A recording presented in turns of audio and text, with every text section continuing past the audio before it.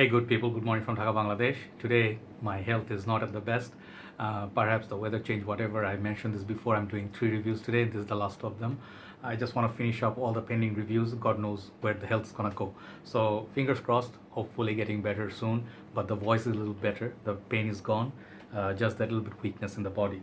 So, I've been following, medication, whatever, this thing. So, I did review Elisab, one perfume. I did Lacoste, and then at this special episode, I'm calling this special because this fragrance is very special to me.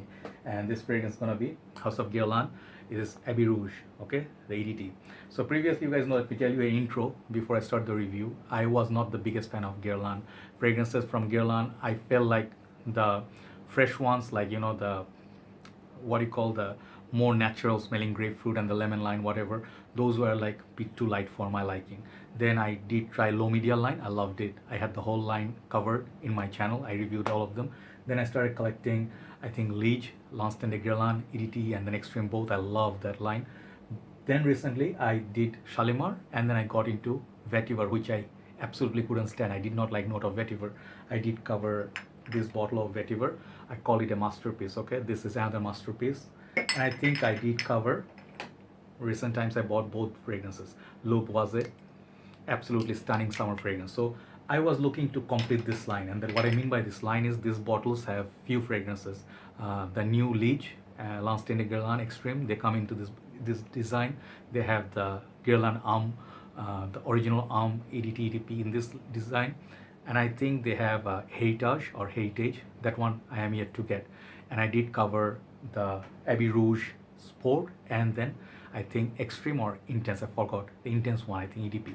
But today I have finally the EDT, and this fragrance, let me tell you, I'm just so happy. I'm so happy. This is a masterclass. This is a masterclass, complexity at its best, yet so elegant, so beautiful. I'm just praising it before I started the review. Okay, after 2 minutes of intro, here's the fragrance. So beautiful red box, 100 ml. This also comes in 50, 100, and 200 ml. I have seen a 200 ml bottle somewhere. This is a newer bottle design with a new cap. Okay, previously it used to have a silver cap. So if you can get a vintage, better, always better. But I have no complaint with this perfume. It's a top-notch fragrance still. Guerlain, as far as I know, is a niche house. Many people argue they have a designer niche side. So yeah, they have the more upper class, and then upper class line more expensive. But these are the more affordable ones. You can find these under $40, $45. So that's great value. I would, if I was selling this, if I was in charge, I would sell this for $85. That is the quality of this perfume or more. So yeah, I have it, so I can increase the price. I'm sorry, just happy today. This fragrance is something special. So the EDT version, I did not like the EDP. The EDP, I liked it, but it would be a bit too much for summer. It's good for winter. That's a rose-based perfume, more intensified version of this. But this, I think, it's gonna suit your need for summer days. High heat, this fragrance is absolutely stunning.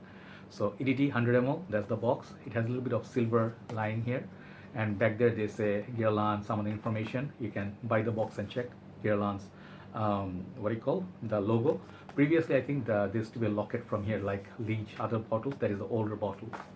The bottle here, absolute stunning. Red is color of passion. It's following the red. Red here, red there. Juice color is kind of like greenish, yellowish, and it has sort of like compartment 1, 2, and then here. You see from there, there's like kind of like a hole down there. The name of the fragrance, EDT. Very nice, simplistic presentation. I really love it. The cap does not click onto place, but it's sort of like a snug fit. It goes, you can pick it up, no problem. Atomizer, always check for it. The black sprayer inside, if you're scared for fake. So I really like it. Light cap, but looks really nice. So this perfume is stunner fragrance. Let me spray this and talk about it. Okay, let's just go 2 sprays for the review. This fragrance, for the scent strength, this is not as long lasting as the darker cousin. It's EDP or Extreme, I forgot the name, I'm sorry. I think it's EDP, because Vetiver got Vetiver Extreme, yeah. So this is still beast mode. I almost get same performance as the EDP as the EDT. All right, so longevity is about the same. But here are some few interesting things I have to say. First of all, this perfume is very complex, yet comforting and beautiful. It opens up with this beautiful citrusy side. It has been reviewed by many reviewers. I love the citrus, kind of spicy. It almost gives me the feel. These are the things that I discovered.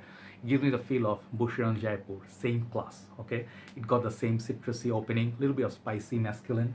So the rose is not very butch sort of a rose in this, but it's very elegant, masculine, and it's kind of like a sophisticated manliness. Okay, so really like the citrus opening is very nice, very captivating, and a little bit of spices. I'm not gonna look at all the notes at fragrantic. I'm gonna tell you what I get.